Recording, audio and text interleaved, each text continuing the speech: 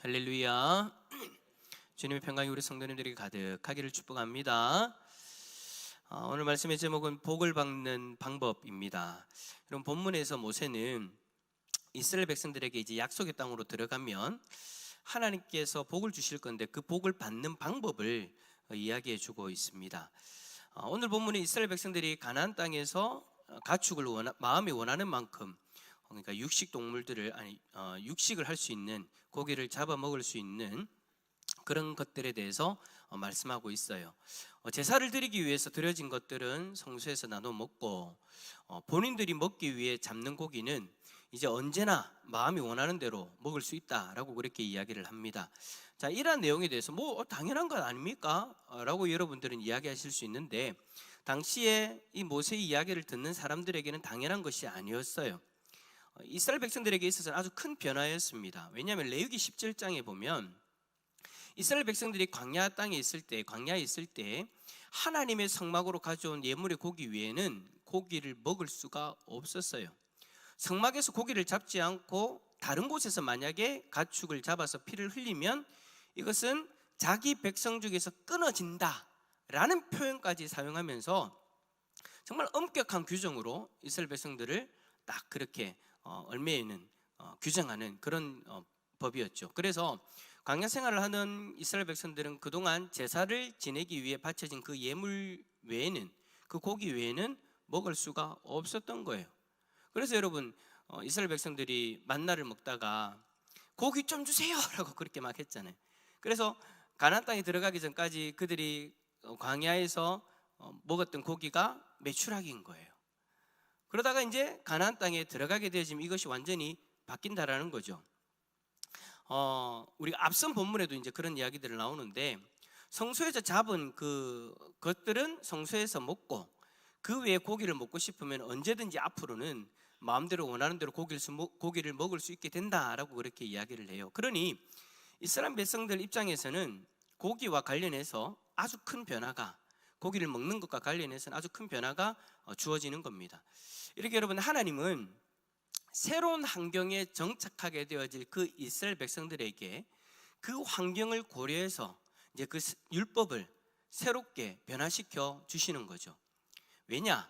광야에 있을 때에는 모든 지파들이 성막을 중심으로 모여 있었기 때문에 광야에서는 그렇게 했어도 되는 거예요. 성막 중심으로 이스라엘 백성들이 다 그렇게 포진해 있잖아요, 각 지파별로.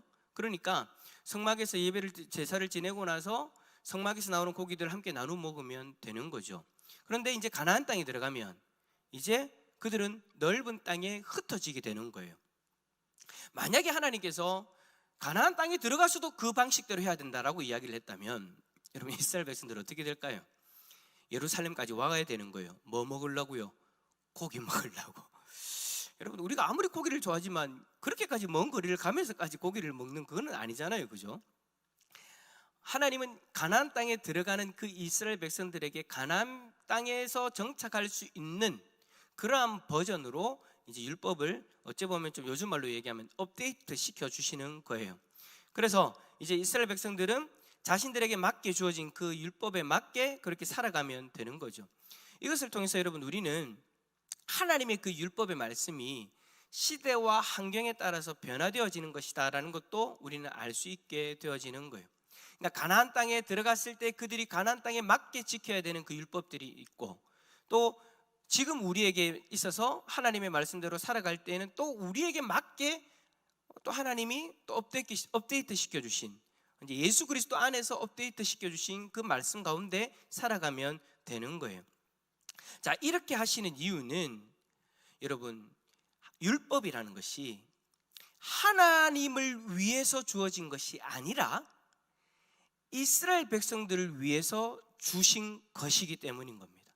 왜 그렇게 율법이 업데이트 되어지느냐? 그 시대와 상황에 맞게, 물론 시대와 상황에 맞게 또 맞게 변화되는 것도 있지만, 시대와 상황이 아무리 변한다고 해도 변하지 않는 것들도 있어요.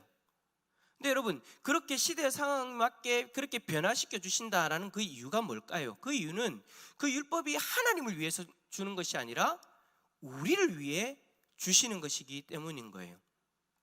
하나님께서는 이스라엘 백성들에게 율법을 주시는 그 근본적인 이유에 대해서 이야기를 하시는 거예요. 바로 너희들을 위한 것이다. 광야에 있을 때에는 성막 중심으로 너희들이 살아가야 되기 때문에 그렇게 한 것이고, 이제는 가나안 땅에 들어가면 그런 환경이 아니기 때문에 이제 너희들을 위해서 또 이러한 율법을 주는 것이다 라고 그렇게 이야기를 하시는 거예요. 그래서 여러분, 율법 가운데는 이 대전제가 깔려져 있어요. 누구를 위한 거라고요? 우리를 위한 거, 이스라엘 백성들을 위한 거. 하지만 여러분, 구체적인 그 내용에 있어서 시대와 상황에 맞게 유연하게 그렇게 바꾸심으로써 대전제, 우리를 위한 것이란 그 대전제 속에서 이스라엘 백성들이 힘들지 않도록 하나님이 그렇게 배려해 주시는 거죠. 이렇게 여러분, 하나님이 이스라엘 백성들을 위해서 배려까지 하시면서 율법을 주시는데, 이제 이스라엘 백성들 입장에서는 자신들을 위해 주신 그 율법이니 그 율법을 지키지 않으면 안 되는 거죠. 율법이 자신들을 위해 주신 규례라고 한다는 것을 인식한다면 율법의 말씀들을 여러분 날마다 묵상하고 억지로 지키는 것이 아니라 기쁨으로 지킬 수 있는 거겠죠. 그런데 우리가 잘 아는 것처럼 이스라엘 백성들 중에는 이 율법의 말씀을 통해서 우리를 위해 주시는 것이다 라는 그 하나님의 마음을 깨닫고 자신들을 지키기 위해서, 자신들을 구별되게, 하나님 앞에서 구별되게 살아가기 위해서 기쁨으로 그렇게 살아가는 것이 아니라, 어떨 때에는 이 율법의 말씀을 그냥 하나님께서 그냥 자신들을 얽매이는, 마치 자신들의 목을 조르는, 답답하게 숨도 못 쉴 것처럼 그렇게 얽어매는 그런 것으로 생각하고 억지로 이 말씀을 지키려고 하니 이스라엘 백성들에게는 문제가 되어진 거예요. 여러분, 율법으로 하나님의 마음을 깨달아야 되는데 이스라엘 백성들은 그러지 못한 거죠.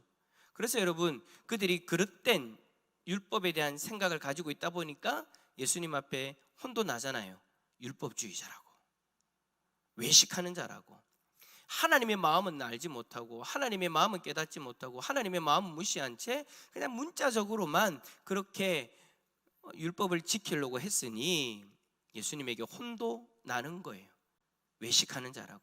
그래서 여러분, 예수님이 이 땅에 오셔서 그러한 율법주의자들, 율법주의에 빠져있는 이들을 질책하시면서 하나님이 율법을 주신 그 원래의 목적과 하나님의 그 마음을 전하시려고 참 예수님은 노력을 많이 하셨어요. 그래서 그들이 기존에 알고 있던 그 문자적인 그 율법을 하나님의 마음을 깨닫게 하시고 그 하나님으로부터 비롯되어진 그 율법으로 어찌 보면 다시금 업데이트 시켜가지고 그들에게 계속해서 가르치시고 이야기를 하신 거죠. 그러니까 예수님은 하나님의 마음을 전하려고 노력을 많이 하셨어요. 이스라엘 백성들에게 하나님의 마음을 바라보지 못하고 문자들에 대해서 예수님은 계속해서 끄집어내시고 고치시고 가르치신 거예요. 자, 그렇다면 이제 이 마음을 제대로 알고 이스라엘 백성들이 이 율법대로 순종하면 되는 거예요. 어찌 보면 그런데 여러분, 이건 너무나도 당연한 거죠.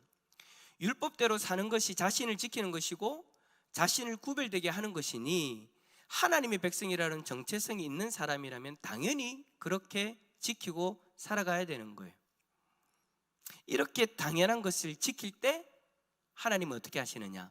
그냥 지나치지 않겠대요. 하나님이 이 말씀대로 살아가는 이들의 이 모습을 당연하게, 그래 당연한 거니까 하고 그냥 지나가는 것이 아니라 하나님 쪽에서는 너무나도 당연한 그것을 보시고 그들의 선과 의로 받아들이시겠다라고 그렇게 말씀을 합니다. 너희를 위해 준 건데 너희가 당연히 그렇게 살아야지 하고 지나가는 것이 아니라, 그래? 그렇게 살아? 오케이. 그것이 바로 너희들의 선과 의다라고 받아들인다라는 거죠. 28절 다시 한번 더 읽어볼까요? 28절 성경 보면서 한번 읽어봅시다. 시작. 내가 네게 명령하는 이 모든 말을 너는 듣고 지키라. 목전에 선과 의를 행하면 너와 네 후손에게 영구히 복이 있으리라. 아멘. 하나님은 이 이스라엘 백성들을 위해 주신 이 율법을 이들이 잘 지켜 행하면 그것을 그들의 선과 의로 받아시겠다, 그렇게 이야기를 해요. 그리고 나서 그것으로 인해서 자신들과 후손들이 복을 받게 되어진다라고 말씀하고 계시는 거예요. 자, 이런 원리는 여러분, 아버지와 자녀의 관계에서 가능한 거죠. 아버지는 자녀들이 자녀로서 당연하게 해야 되는 그 행동들을 할 때 그것을 그래 당연한 것이지 라고 그렇게 여기고 지나가는 것이 아니라 기쁨으로 받아들입니다. 아버지는 자녀를 위해 어떤 것은 위험하니 피하고 어떤 것은 유익하니 가까이 하라라고 그렇게 이야기를 하죠.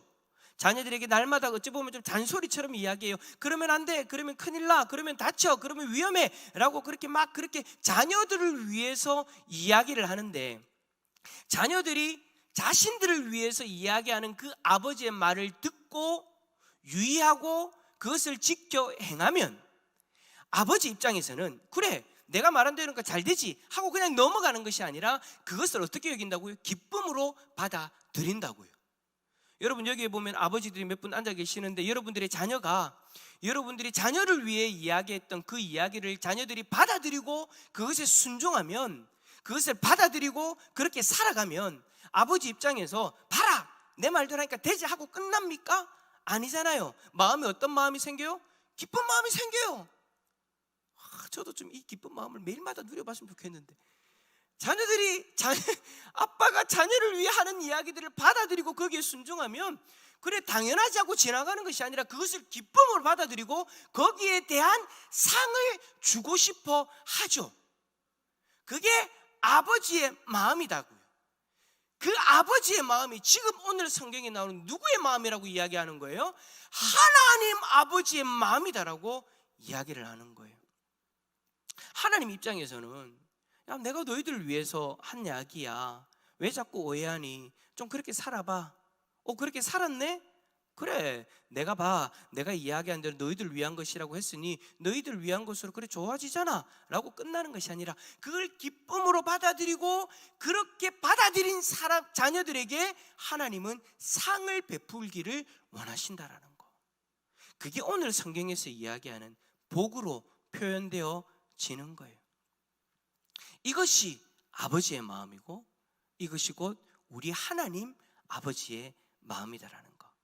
이 마음이 여러분 지금도 동일하게 저와 여러분을 향하고 있는 줄 믿습니다. 어떤 이들은 예수님을 믿고 하나님 말씀대로 사는 걸 참 부담스러워합니다. 예수님 믿으면 왜 이렇게 힘드냐고까지 그렇게 이야기를 합니다. 예수님을 믿고 나서 하나님 백성이 되는데 내가 포기할 게 너무 많다고, 내가 하지 말아야 될 게 너무 많다고, 그러면서 힘들다고, 신앙생활 하기는 참 힘든 거라고 그렇게 이야기를 합니다. 그런데 여러분, 우리가 신약 성경을 통해서 예수님을 통해서 우리가 이렇게 살아라 라고 그렇게 마치 계명처럼 우리에게 주신 것이 뭡니까? 예수님은 딱 두 가지를 정리해서 말씀해 주셨잖아요. 율법의 정신을 딱 두 가지로 정리해서 말씀해 주셨잖아요. 하나님을 사랑하고 내 이웃을 내 몸과 같이 사랑하라. 근데 그렇게 살아가려고 하니 답답하다라는 거예요. 그렇게 살아가려고 하니 힘들다라는 거예요. 그렇게 이야기를 하는 거예요. 여러분, 우리는 하나님의 말씀을 듣고 묵상할 때 어떻게 하면 하나님을 더 사랑하고 이웃을 더 사랑할지에 대해서 고민을 합니다. 그죠? 왜냐하면 우리에게 주시는 그 말씀들이 다 그렇게 향해지고 있으니까. 특별히 여러분, 오늘 예배처럼 우리가 함께 모여서 예배를 드릴 때 말씀을 듣잖아요. 말씀을 들으면서 어떻게 하는 것이 하나님을 더 사랑하는 것인가, 이웃을 사랑하기 위해서는 우리가 어떻게 해야 되는가, 우리가 말씀을 들을 때에 개개인에게 적용되어지는 그 말씀을 받습니다. 동일한 말씀인데 그 말씀이 여러분들의 심령에 딱 닿으면 하나님이 여러분들 개개인에게 적용하게 하시고 개개인의 모습을 돌아보게 하시고 개개인에게 맞는 적용점들을 주실 때가 있죠. 그럴 때 우리가 그러한 하나님 말씀 앞에서 부담스러워하고 하나님 나에게 왜 자꾸 이렇게까지 요구하십니까? 하나님 내가 이렇게 살아가려면 내가 지금까지 추구하고 누려왔던 이 모든 것들을 내가 포기해야 되는데 하나님 왜 자꾸 나에게 이런 것을 요구하십니까? 어떨 때는 우리가 머뭇거리기도 합니다. 그래서 어떤 이는 신앙생활한 지가 오래되었지만 그 머뭇거림이 계속되어지는 분들도 있죠. 똑같은 말씀 앞에서 하나님이 똑같은 부분을 건드려서 똑같은 모습이 드러나게 하시고 똑같은 그 모습을 이제는 좀 내려놓으라고. 하나님을 사랑하고 이웃을 사랑하는 데 있어서 이 모습이 걸림돌이 되니까 이제는 좀 이 모습을 내려놓으라고 그렇게 이야기를 하시는데, 그 머뭇거림이 예수님을 처음 믿을 때부터 지금까지 그 기간이 10년이 될 수도 있고 20년이 될 수도 있고 30년이 되어질 수도 있고 포기하지 못한 그 이전의 모습들이 남아있기도 해요. 그럴 때 하나님은 어떻게 하십니까? 하나님도 고집이 세세요. 포기하잖아요. 계속해서 말씀을 하시는데 계속해서 그 부분을 하나님이 건드세요. 계속해서 하나님이 어떨 때는 밀어붙이세요. 어떨 때는 진짜 숨이 막힐 정도로. 여러분 그런 거 경험해 보셨습니까? 하나님이 말씀을 주시는데 내가 그 말씀 앞에 반응하지 않을 때, 하나님을 사랑하고 이웃을 사랑하는 구체적인 모습들을, 하나님이 내 안에 있는 그 모습들, 내 삶에 드러나는 그 모습들을 건드실 때 내가 그것을 받아들이지 못하고 거부하고 있음, 그 순간에 하나님이 어떨 때는 정말 숨이 막힐 정도로 몰아붙일 때가 있죠. 밀어붙일 때가 있다라는 거예요. 그럴 때 대부분 사람들의 반응이 뭐냐? 하나님을 탓하고 원망합니다. 하나님 나한테 왜 자꾸 이러시냐고, 난 이건 안 된다고, 그렇게 끝까지 버팅기는 그런 모습들이 보일 때도 있어요. 근데 여러분, 하나님이 그렇게까지 우리를 몰아붙이시는 그 이유가 뭐냐? 하나님을 위한 것이 아니더라는 거예요. 오늘 본문의 말씀을 다시 처음으로 돌아가서 하나님을 위해서 그렇게 우리를 몰아붙이시는 것이 아니라 나를 위해서예요. 여러분들을 위해서, 오늘 우리를 위해서 하나님은 계속해서 우리를 어떨 때는 몰아붙인다는 표현이 적합할 정도로 몰아붙이시는 그런 경우들이 있다라는 거죠. 여러분 오늘도 어찌 보면 우리에게 말씀을 하시는데 우리를 위해서 우리에게 말씀하고 계시는 거예요. 제일 먼저 뭐 어떻게 하라고요? 하나님을 사랑하라고요. 하나님을 사랑하기 위해서 예배도 잘 드려야 되고, 하나님을 사랑하기 위해서 말씀을 묵상해야 되고, 하나님을 사랑하기 위해서 기도하라고요. 여러분 교회에 와가지고 여러분들이 말씀을 들을 때 예배 빠지지 마십시오, 말씀을 읽으십시오, 함께 묵상합시다, 또 기도의 자리에 나오십시오 라고 여러분에게 자꾸 그렇게 몰아붙이는 이유가 뭐냐면, 그렇게 해야 우리가 하나님을 사랑할 수 있기 때문인 거예요. 만약 여러분 이것을 위해서 내가 좋아하고 내가 추구하는 그 무엇인가를 내려놓아야 된다면, 그것들이 방해가 되어진다면 하나님 앞에 말씀을 들을 때 하나님은 그것을 꼬집죠. 드러내시죠. 그리고 그것을 좀 내려놓으라고 말씀을 하세요. 그런데 하나님을 사랑해야 되는 우리가 하나님을 사랑한다고는 말만 하면서 내가 포기하고 내려놓아야 될 것을 대해서 미련을 가지고 여전히 그것을 붙들고 머뭇거린다면 결국에는 여러분 누가 힘들어지느냐? 여러분 다 경험해 보셨잖아요. 결국에는 내가 힘들어지더라고요. 하나님을 사랑해야 되는 사람이 하나님을 사랑하지 않고 세상을 사랑하고 세상의 미련을 가지고 끝까지 버팅기면 결국에는 여러분 하나님이 힘들어지는 것이 아니라 우리가 힘들어지잖아요. 그래서 여러분 하나님은 자꾸 몰아가시는 거예요. 그러면 안 된다고. 그러면 네가 힘들어진다고. 그러면 네가 힘들어진다고. 그래서 어떨 때는 여러분 똑같은 말씀을 예배 드릴 때마다 하나님이 계속해서 이야기하실 때도 있어요. 어떨 때는 여러분 말씀을 준비하는 제가요 고민되어져요. 하나님 이거 지난주에 말한 건데요. 그런데도 불구하고 하나님이 또 똑같은 이야기를 하실 때가 있어요. 그 이유가 뭐냐? 그게 우리를 위한 것이기 때문에. 그게 우리를 위한 것인데 우리가 자꾸 그것을 받아들이지 않고 거부해버리니까 하나님은 계속해서 이것이 너를 위한 것이야 라고 이야기하시면서 계속해서 몰아붙이는 거예요.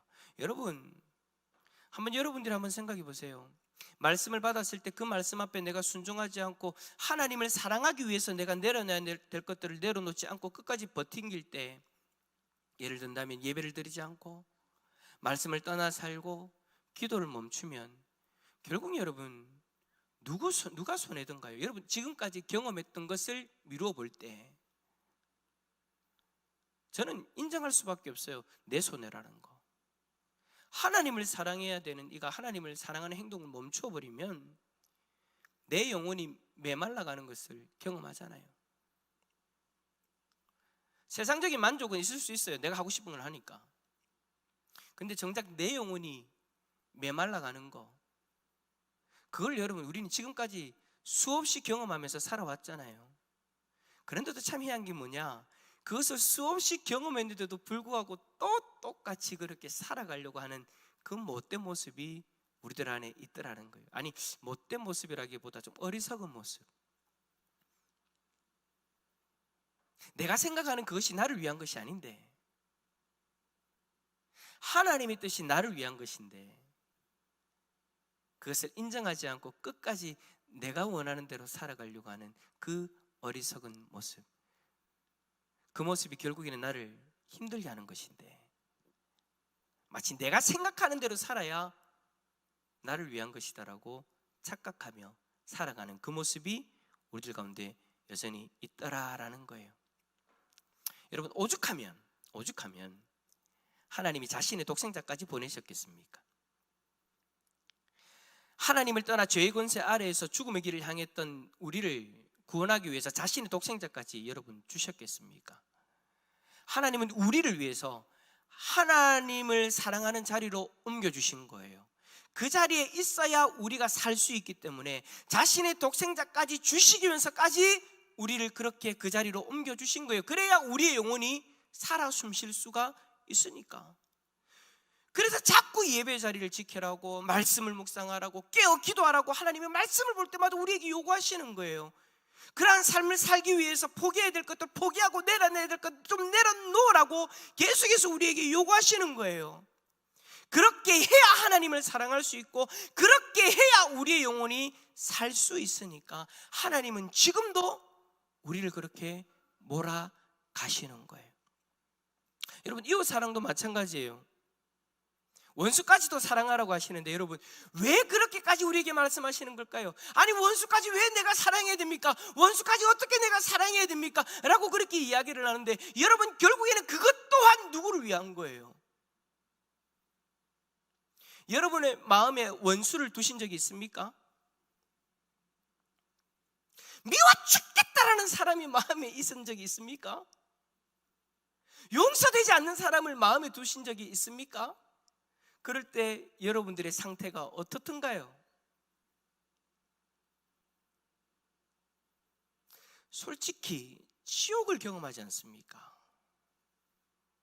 사랑하지 못하고 미워하는 사람을 마음에 두고 있을 때 제일 힘든 게 누구예요? 나예요. 하나님이 우리에게 이웃을 사랑하라고 하신 그 이유는요, 여러분, 결국엔 누구를 위한 거예요? 나를 위한 거예요. 이웃을 사랑해야 우리가 이 땅 가운데서 평화를 누릴 수 있으니까. 이웃을 사랑해야 우리가 하나님 안에서 평강을 누릴 수 있으니까. 결국에는 여러분, 하나님을 사랑하는 것도 그렇고 이웃을 사랑하는 것도 그렇고 결국에는 여러분, 나를 위한 거예요. 하나님이 나를 위해서 주신 그 말씀이에요. 하나님이 나를 위해서 주신 그 계명이다라고요. 그것을 여러분, 우리가 깨닫고 그 말씀을 우리가 받아들이고 그 말씀대로 순종하면 결국에는 여러분, 우리의 아버지 되시는 하나님께서 기뻐하시고 그 기뻐하시는 삶을 살아가는 우리에게 우리를 위해 주신 그 말씀임에도 불구하고 뭘 주시겠다라고 약속하고 계신 거예요? 복을 주시겠다라는 거예요. 여러분, 하나님께서 여러분에게, 우리 자신에게 말씀하실 때 그것을 여러분 다른 누군가를 위한 것, 하나님을 위한 것, 여러분 그렇게 받아들이시면 안 됩니다. 말씀을 받을 때마다 나에게 개인적으로 하시는 하나님의 음성이 있다면, 하나님이 요구하는 그 모습이 있다면 따라서 합시다. 그것이 나를 위한 것이다. 옆에 있는 분 바라보면서 그것이 당신을 위한 것입니다. 시작. 예, 누군가를 위한 것이 아니라 나를 위해서 하나님이 하시는 말씀인 거예요. 그렇게 순종해 보십시오. 말씀을 통해 나에게 요구하시는 그 무언가가 있다면 그것에 여러분 순종해 보십시오. 순종하기 위해서는 내가 지금까지 누리고 추구했던 것들을 포기해야 될 때도 있습니다. 한번 여러분 포기해 보십시오. 그러므로 인해서 누가 더 나아지는지, 그러므로 통해서 누가 더 행복해지는지 한번 그 말씀에 순종해 보십시오. 결국에는 깨닫게 되실 거예요. 아, 이것이 나를 위한 것이구나. 그 모습을 하나님 기뻐하셔서 또 나를 위해 복을 베풀어 주시는 거예요. 오늘 이 놀라운 복을 우리 모두가 다 누렸으면 좋겠습니다. 하나님의 마음을 깨닫고 그 하나님의 마음에 한번 순종함으로 믿음으로 반응해 봅시다. 그것이 결국에는 저와 여러분들을 위한 귀한 결단이 되어질 줄 믿습니다. 이 놀라운 복을 누리는 우리 성도님들 다 되어질 수 있기를 예수 그리스도의 이름으로 축원합니다. 마지막으로 우리 옆에 있는 분에게 결국엔 당신을 위한 거예요. 시작.